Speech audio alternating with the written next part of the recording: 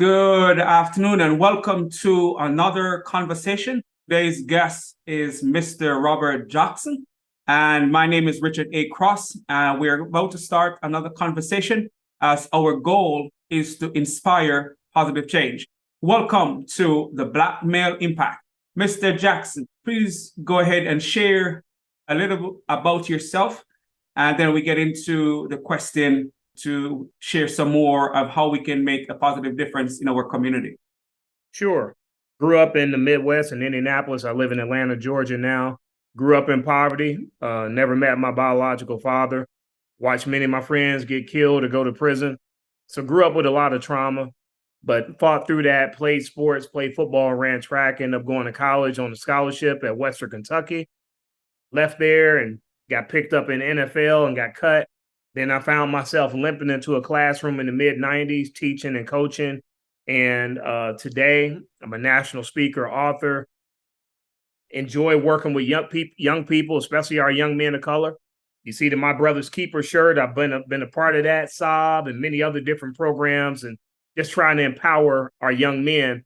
So in the process of doing that, now I do a lot of professional development with educators on how to educate Black and Hispanic males, how to work with kids with trauma, how to build cultural diversity and inclusion with staff and students. So those are some of the things I'm doing today. I'm the author of 6 books and just really enjoy the work that I'm doing. It's tiresome sometimes, but it's really rewarding. Just speaking in Wyoming the other day, in Cheyenne, Wyoming. So never thought I'd be speaking in Wyoming, but just really enjoying this work and enjoying making an impact. Okay. Great. And I must say, I have one of your books right here. This one you had signed for me. So yes, becoming the educator they need. So you got to becoming the educator they need. Yes. And the first one I wrote is called Black Men Stand Up. Man, I love that. And it's similar to a topic that I wrote a little bit about. But when I came across your work, I really love what you're doing.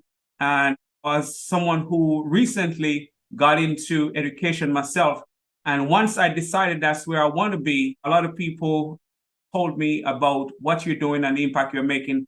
And that's how I came across getting this book, because one of my goals was to inspire and empower other Black men to go into education, being that they said it's only 2% of us are in education, and there's a dire need for us to be in that space to help shape the next generation.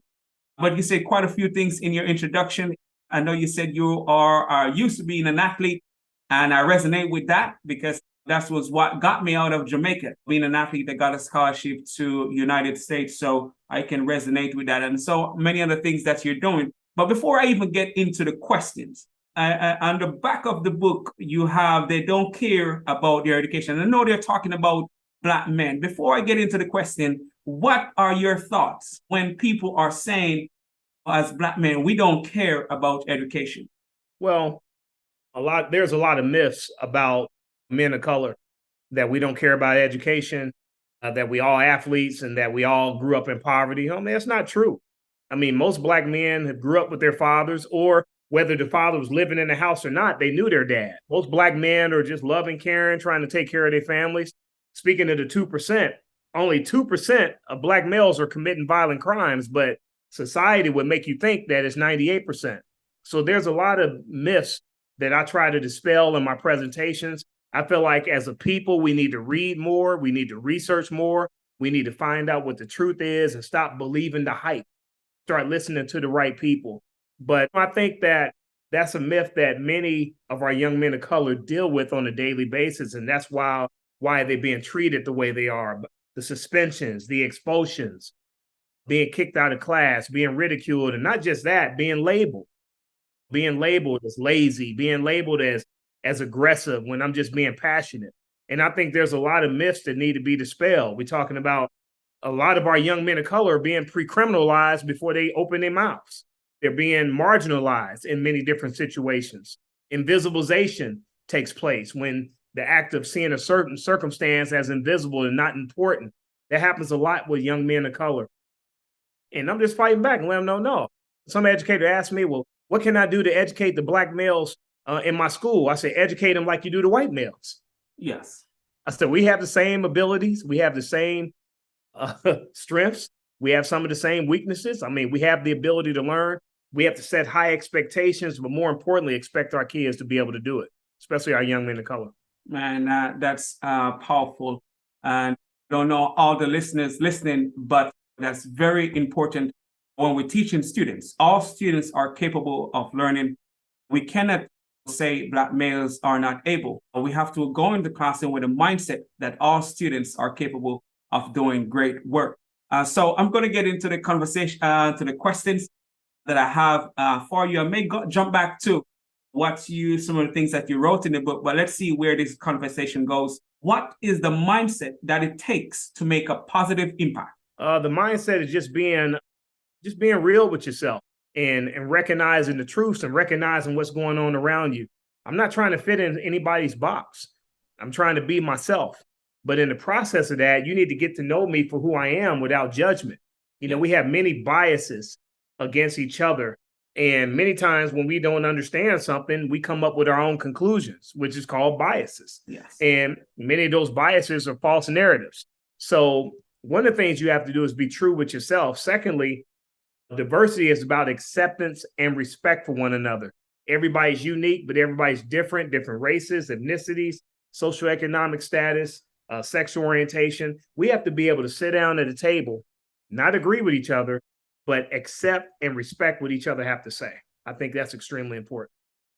Yes. So we're going to meet different people, and we have to be able to understand the people, even if we don't agree with everything that they're saying. So I think that's a mindset. And as black men, we cannot put ourselves in a box or let society minimize what we are capable of doing and the impact that we are capable of making. So my next question will be, what advice do you have for the men listening on how they can play a role in creating positive change? So the men who are listening, what can they do to create positive change? What role can they play in helping to create positive change? The biggest thing they can do is deal with themselves. The biggest enemy that we have as men is ourselves. It's our thought process. It's our actions. We want to blame everybody else, but it's our thought process. Now, racism, discrimination, culture barriers, they all exist in this country. I'm not saying they don't, but my color will never define my future. My choices will. Now, I'm not talking about some rogue cop going out killing somebody. That's different. I'm talking about we can choose to sell drugs. We can choose to own our own company. We can choose to go work here, or we can choose to not go to work at all. Yes. We got to make better decisions, but we got to understand the only place success come before work is in the dictionary. We got to do a better job of being honest with who we are. And I think once you find out who you are and find out what your truths are, you better for your wife, you better for your significant other, you better for your kids, you better for everybody else. So just the self-development and developing yourself as a man, that's what we need to be working on, and keeping God up in it. You know, sure. God plus nothing equals everything, right? So there's no such thing as manhood without God being present. And I feel like as men, if we get that right, everything else will fall into place. Yes, sir. Yes, sir. And I know you said something really profound, like our skin tone or will not. And could you repeat that? Where you said our skin tone doesn't equal what we can do, something of that nature? I said none of us chose our color. Yes. But and I'm proud of who I am. I'm proud to be a Moorish man, right? Nobody chose their color, but we got to choose the content of our character. We got to make better choices. We got to make better decisions, and we have to hold ourselves accountable for our actions. Yes, and we got to hold ourselves accountable. And many times we don't do that. We would do certain things and we don't hold ourselves accountable. And a lot of times, if we really dig down and start peeling that onion, we realize that we're the problem. Yes, you know, our thought process and the way that we handle and digest information. And if we would break down those barriers on why we respond the way we do, why do we lose our emotions? Because emotions are feelings on the inside caused by pain or pleasure that move you in a direction. We got to understand that we are in control of our emotions and stop letting other people control our emotions. That is, What you want to say to me, but my response is up to me. yeah, that is true. With that point of view, what about those young men who are in an environment, right, that doesn't have the example? How can we help those who don't have the example to realize what you just said?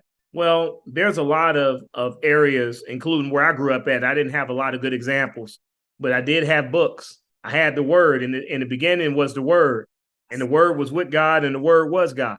Many times the example is God. The greatest leader of all times was also the greatest servant of all times. You know his name, right? So we have to start utilizing the resources that we have in front of us. I don't want to talk to one young person making excuses about what they don't have. They have Google. They have many different ways of getting information better than I did when I was a kid. They need to start reading books, start reading about Dr. Carter G. Woodson, reading about the Medgar Evers and the Malcolm X's. Understand your history and start reading more and understanding who you are. You were not born slaves. You was born kings and queens. And many times you don't know that because we don't read. And in America, they're not teaching the proper history. But nobody's stopping you from teaching yourself. Just like many of our young people play video games, many of our young people do a lot of stuff on TikTok and Snapchat and everything else. They have to take that same energy and put it into reading books and reading information and getting the right information, because your work ethic, your effort, being coachable, being prepared, all that stuff doesn't require any talent, but it does require you to care about it, your body language and being on time. There are certain things that we can do to let people know that we care. And if you don't have the talent, just have the energy, because your energy is contagious. Your passion is contagion. What are you passionate about?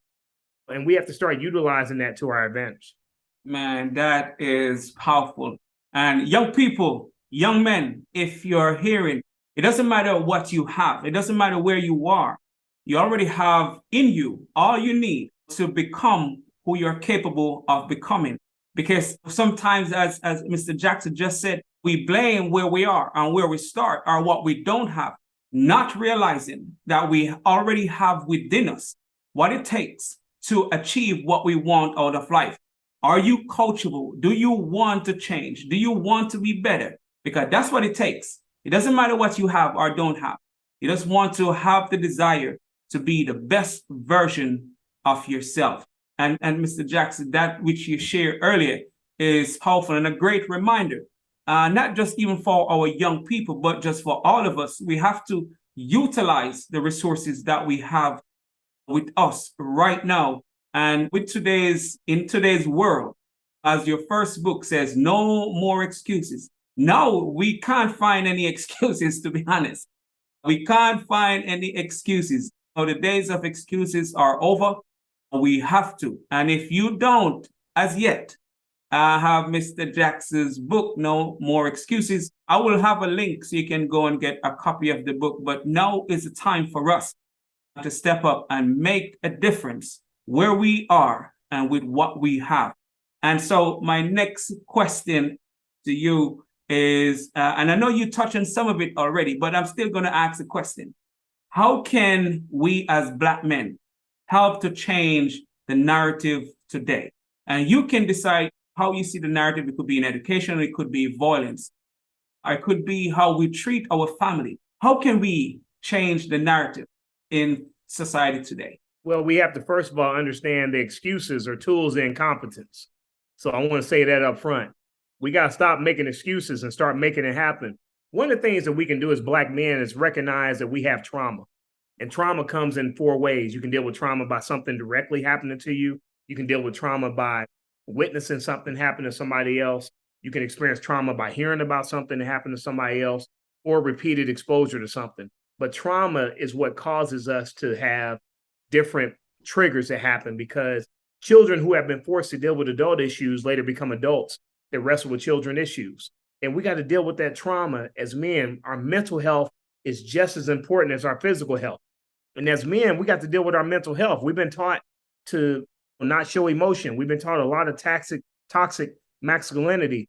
And we got to get past that, man. It's okay to show emotions. Yeah. The weakest man on the planet is a man who cannot control his emotions, not a man who doesn't show, not a man who shows emotions. So it's okay to show emotions. But when you've been raised that men don't cry, man up, don't be a punk, don't show emotion, that's a lot of time. But when you've been taught all this toxic stuff, it's kind of hard to understand that men do cry.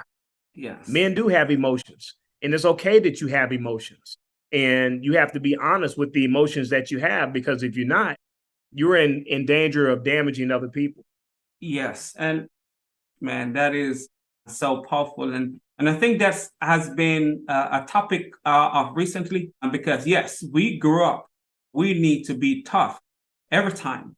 I remember once I went to a conference and they were talking about men need to understand their emotions. Man, that was the first place I've seen so many men crying, because the person that was doing the presentation were talking about some of the things because the men, they were in the audience because they were abusive, they were aggressive, and they had to come to this workshop. Man, I've never seen, it was maybe about 50 males in the room. And I tell you, about 40 of those males were there crying, and some of them were crying for the first time, even for people to see, because they had a safe space. So yes, and they realized that it was the emotion they held caused them to be aggressive and really disconnect from the people that they have in their lives and stuff like that. So that's powerful, that we understand our emotion and just be better as men and realize that we can share how we feel. So thanks for sharing that, because that's important. And so sound like the healing took place during those talks. Yes. Because when you get men in the room, and I've done situations like that, we just had a conference on toxic masculinity and overcoming emotions for men. Yeah. And men talking about times where they hit rock bottom, where they lost everything, where they lost their cool and lost their emotions and lost their mental health capabilities. And we need to have more conversations and more forums where we can bring men together and we can talk amongst each other. We can hug each other. We can laugh. We can cry. And we can show those emotions so they can get it out of their system, and the healing process can take place, because many of us need to be healed. And the Bible said, by his stripes we heal. We have healing power right here in our hands. We got to use it. Yes, sir. Yes, sir. And hopefully we can see a conference or a workshop that you'll be holding at some point. I know you have several workshops, but I know I'll keep abreast and see what you're doing. And I'll also share that, because, again, we need to be in those spaces to talk about some of the things that we may need to talk about. So, as you said, we can heal, and so we can progress with our life and make the difference that we're supposed to make on Absolutely. Earth. So, we could go on with that conversation. But let me go to the next question. What or who has influenced or inspired you to pursue the path that you're on? Who inspired you, or who have influenced you to go into the space of education? I know you said you were an athlete, but I know you venture off into education. Who inspired you, or who influenced you? Well, it's funny. When I got cut from the NFL, I was looking for a job. So I ended up teaching. But some of my influences was the late, great Ralph Dow, who was the Boys Club at the time director. He inspired me.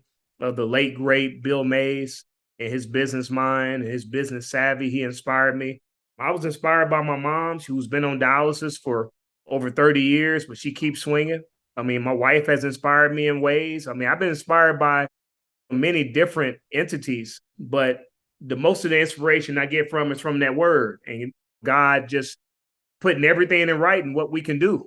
He said, you can do all things if you believe. You can do all things through Christ who strengthens me. And I just get my strength from him.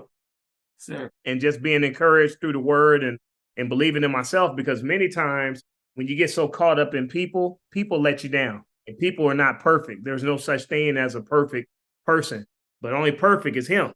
So I get a lot of my strength and influence from him, but I have some coaches, Coach Harbaugh, Coach Emright. I took little pieces from different individuals, but that word is sustainable, and that word has carried me to where I'm at today. Okay. And how long did you stay in the classroom?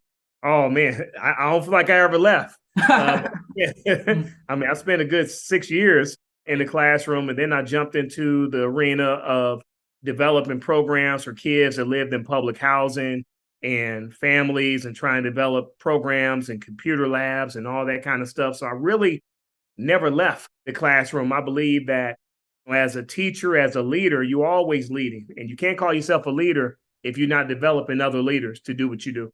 That is so true. Once you start, you're still there.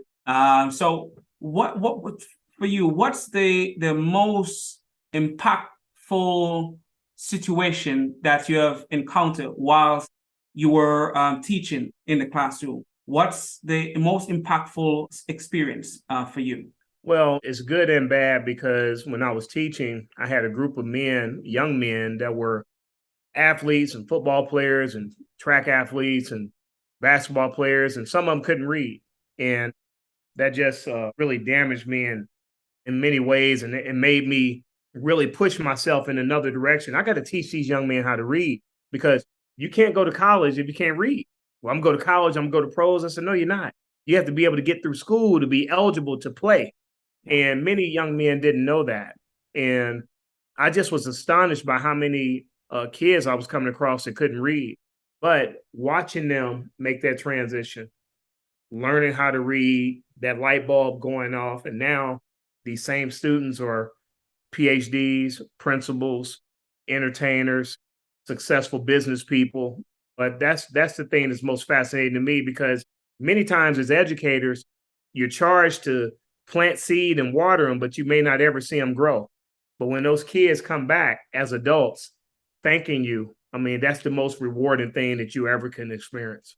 Man, that is powerful and true, because I have experience like that where at one point I didn't believe, and there are some people that share some things with me for me to see beyond my own limitations and stuff like that. So I know how powerful the word is coming from someone else that sees something in you that you don't see in yourself.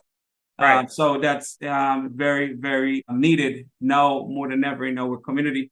And that's really important. So my next question is, what is your perspective on the current climate of Black men in society today? Well, on my current, how I feel about the current, how Black men do, I feel like we're doing well. I mean, I feel like we're prospering more. I feel like we're doing more. It's not being televised. I mean, the only thing that's being televised every time somebody's getting shot or stabbed. But I believe there's a lot of men of color doing a lot of positive things out here, but not getting the press. Yeah. There's a lot of men that are entrepreneurs, whether they're speakers or owning their own insurance companies or owning their own business. But most of us, we just chill with stuff, man. We go about our life and go about our day and just do what we're supposed to do. But it's just not being televised as such. I believe the state of Black men can always improve, but I believe the state of our economy needs to improve. I believe the state of the racial tension needs to improve, because there's only so much I can do if I'm afraid I'm going to get pulled over and get shot versus somebody going in and shooting up a supermarket and then walking out in handcuffs. There's a big distinction there, but I don't operate in fear. And as men of color, we got to walk by faith. We can't operate in fear. And we have to understand that the tongue is powerful and use our words, because our words will take us everywhere we need to go. And that's the state of us. Continue to prosper, continue to use your words, learn about yourself, learn how to save your money, learn how to invest, learn how to leave something for your kids. And the Bible talks about that. It said a good man leaves an inheritance for his children's children. As you know, our inheritances have been taken from us. When you got the Black Wall Street and you have all these different events that's happened through the years, how are we supposed to have any wealth when it's been taken from us? And we got people that talk about it. Some of all Black people poor and all this. Well, if you read the history, many of us, we own businesses, we own grocery stores, we own banks, we own all these things. And then these angry mobs will come in and burn everything down, killing generational wealth. So I think the state of Black men today is we got to continue to build ourselves and build our wealth, and then build our wealth, not just for right now, but for the future, so we can leave something for our kids. One of the most devastating things I ever seen is people dying and can't even pay for their own funeral. So I think we need to continue to push forward, but I'm feeling good about where we are because I'm walking by faith.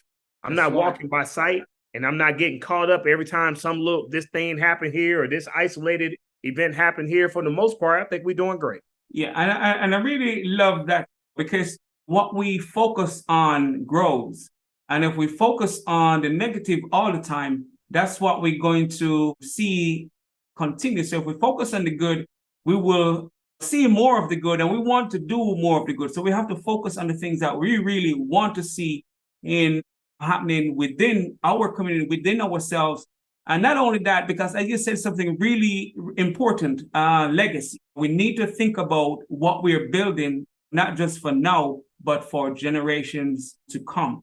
And that is important. Black men, we have to think about legacy. What are we doing to make a difference now and for the future?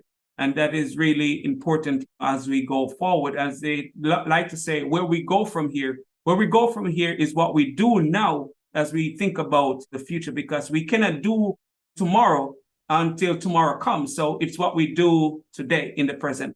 That's Absolutely. Yeah, matters most. And we're getting closer to the end of the conversation, but this is really, really a rich conversation. I really enjoyed it.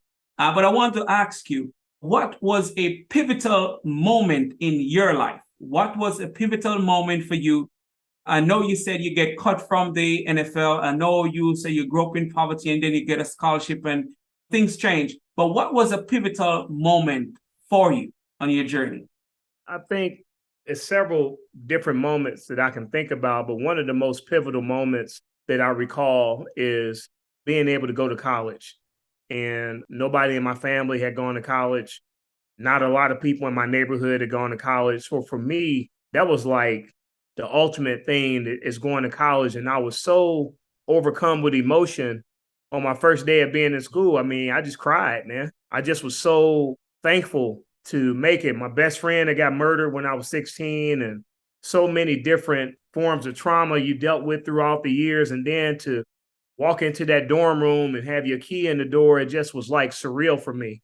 Wow. That was a very pivotal moment in my life. And then the second one was graduating from college and walking across that stage with my degree. Yes, Because sir. it's not about how you start, it's about how you finish. Amen. And those were pivotal moments in my early life. And then, of course, down the line, getting married and having children and so many, and then watching my son graduate from college, who just graduated from Morehouse Congratulations. this past May, and watching my kids excel, and just so many different moments since then. But that one time when I walked in on that campus, and I'm looking around like everybody's laughing, having a good time, I was just overwhelmed with emotion. Wow. Then I found out my roommate, he was crying too, same reason, because he had gone through so much in Daytona Beach, Florida. So those were pivotal moments that I can recall in my life. And just now, even before I start speaking and getting on stage, is just believing that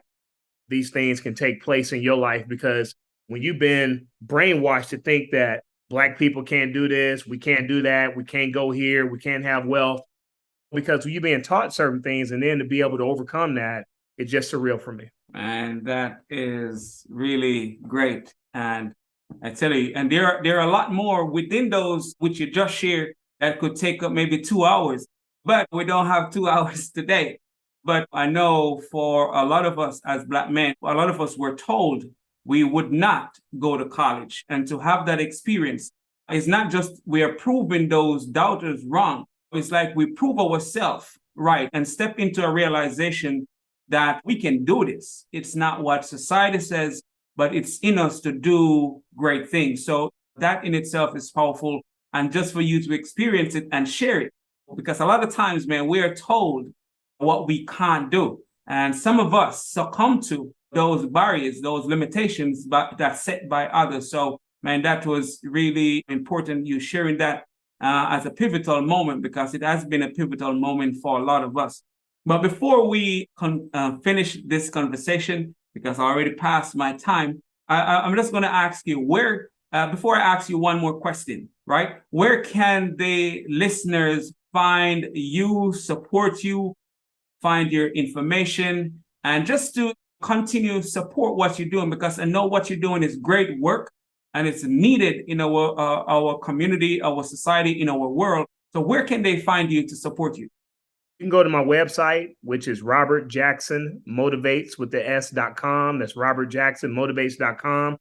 I spend a lot of time on Twitter. You can follow me at RJ Motivates, and tweet out a lot of positive messages at RJ Motivates. On Instagram, I'm Rob J Motivates with the S on Instagram, and on Facebook, Robert Jackson Motivates fan page. So I'm not hard to find. You can find me on social media, or you can get on my website, robertjacksonmotivates.com. My email address and all my information is there.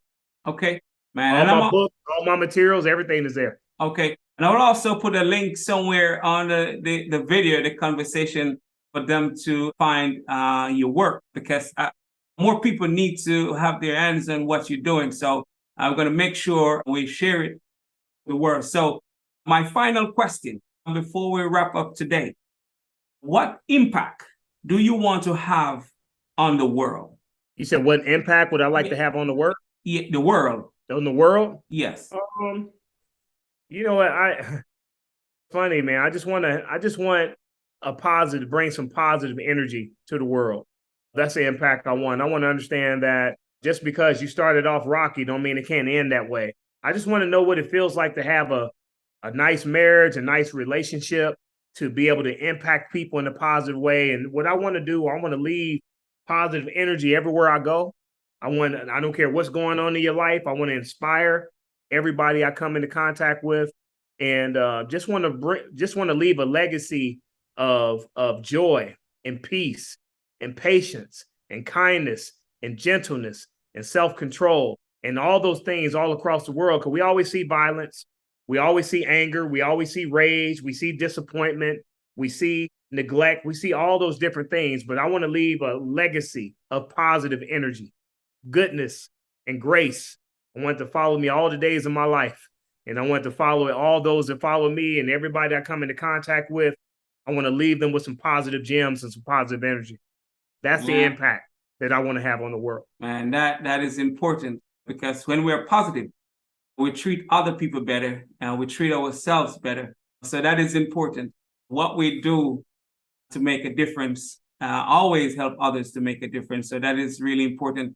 And for listeners, if you missed the earlier part of the conversation, you need to go back and play it a few times, because there are certain things that you may have to hear more than once for it to register. And to continue this work, it's important that some of the things that we need to know is registered in our mind. So we may have to listen more than once. Mr. Jackson, I want to thank you very much for being here with us. So on the Black Male Impact, and subscribers, or listeners, I should say, if you haven't yet subscribed to the Black Male Impact, please do, because this is just the beginning of our conversations. More will be shared with you. Hopefully in the future, we can have Mr. Jackson back with us. I know he is really busy, but again, man, I want to thank you for sharing with us today. It is really a pleasure having you here, and thanks for the insights, because I know it's a busy time for you, especially now in the earlier part of the school season. Yes. So, man, thank you, and I appreciate you being here. Appreciate you. God bless you, and thanks for all you do. Thanks, man. I appreciate it. All right, take care. All right, you too.